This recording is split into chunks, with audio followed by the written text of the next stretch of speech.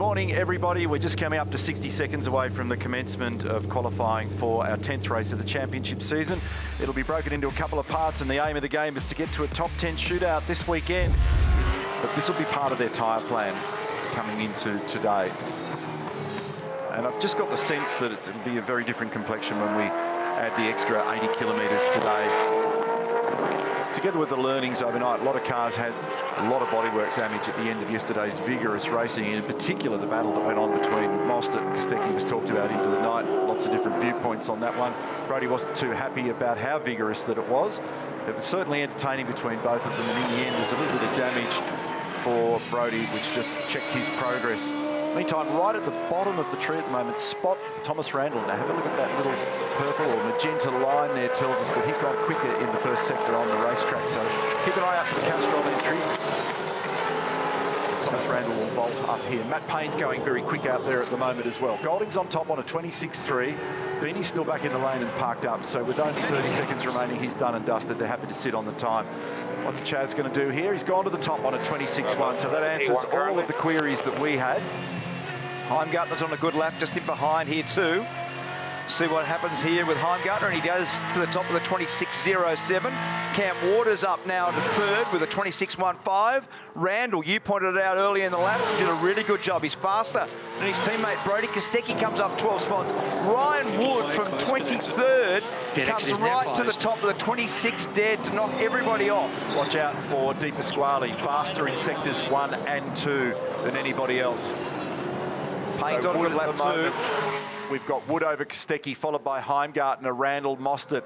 Waters, Hills just jumped up into 7th position, and Matty Payne's get that thing into the 25s. He's done a 1 minute 25.7557. And Di Pasquale thumps one back, and it's 2/100ths of a margin over Matt Payne.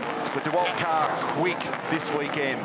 Now looking further afield, Feeney at the moment, who was sitting all the way up the top of that list, looked safe, is suddenly right on the fringe. Now, if anybody else punts him now, he's out of the advancing group. Totally. And he's gone. He's gone. Macaulay Jones comes up. Feeney goes now down back to 20th. James Golding up 11 spots to 3rd.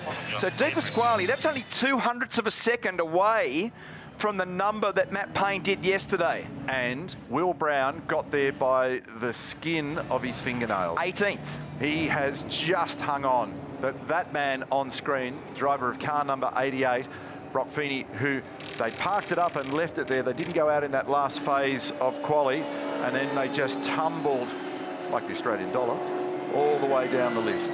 Unbelievable. We're just coming up now to 90 seconds to the end of this second portion of qualifying for the 10th race of the championship. It'll be the 3rd race here in New Zealand this weekend. We're focused on Brodie Kostecki, speedy man yesterday. A lot of combat inside this car going on yesterday. Boy, there was some hardcore racing. Brodie was right in the thick of it. And for those of you that have only just turned on the telly this weekend to catch up with a bit of supercar action, you'll see that the presentation of the cars is different. Jet Courier's primary name on the side of the car, and the Shell V-Power Racing Team cars here this weekend. Brett Ralph is here at the event. It looks pristine today. It didn't look very pristine yesterday afternoon because he made an unforced error, remember, coming into the pit and smashed into the tyre wall just here near the commentary box on the entry to the pit lane. Now, he's done a nice job in Sector 1. At the moment, Kai Allen has been fastest with a 28.7. He's just done a 28.77. So Kostecki now goes at the second cumulative number to the top because his middle sector is the session fastest, and his cumulative number is probably good enough for a low 25.7. 30 seconds. So right now he's got to finish this lap off. We know how complex this is. Brakes it right and tight for the right, then the left, gets himself to the apex for the final corner. On the throttle, he had a big slide moment yesterday, and that's the fastest lap of the weekend. 25.63 for Brodie Kostecki. That gets him into the top 10 shootout with a wonderful, wonderful number. Well done, nice work. He had a pole yesterday, remember, on the super soft tyre.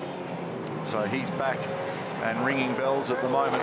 So Kostecki with a 125.6, making a big statement. Oh, Cam Waters off the road at the critical moment. Cam Hill's gone up into position number 2. Waters is down in 16th. He's in trouble. He's in trouble. Yep, he's out. So that's a big headline story as well. how this championship swings. It is remarkable what goes on in the pressure of the cauldron of supercar racing. Mostert just comes up into position number 8. We're looking to see where the line is drawn at 10th position. Outside at the moment, we've got Brown, Davison, Evans, Murray, Jones, Stanaway out of the car, Waters and Golding. The checkered flag is out. The session is done and dusted. People are finishing their laps, and just squeaking in is James Golding. Brown out, 12th. So there's some big stories in this championship. Cam Waters, 18th. Will Brown, 12th. Cam Hill, great job. That's the first time we've seen those cars right at the pointy end for this weekend. So nice tuning, and this is the Cam Waters story. Big brake moment, locks the wheel at turn 11. That's the lowest grip surface on this racetrack, and he couldn't get the car pulled up. Runs off the road at turn 11. Actually compromises Heimgartner's exit on the way out of turn 11, and that is a massive moment for Cam Waters in the story of this weekend. So he's going to start this afternoon. After Boost Mobile qualifying, all this is over and out for him. He's going to start 18th. Feeney is going to start 20th, and Will Brown 12th. That changes the nature of the way the championship could unfold by the time we get to the completion of our 200Ks later today. So in the second portion of qualifying and buying themselves tickets in the top 10 shootout, the 10 names that are on screen for you here at the moment: Kostecki, Hill, De Pasquale, Wood, Heimgartner, Payne, Randall, Allen, Mostert and Golding. James Golding did a fine job right at the back end of that session to squeak in to 10th for Newlon Racing. These are the positions that will now be cemented for the race later this afternoon, headed by Jack LeBrock, and all the way down to 24th position, Aaron Cameron.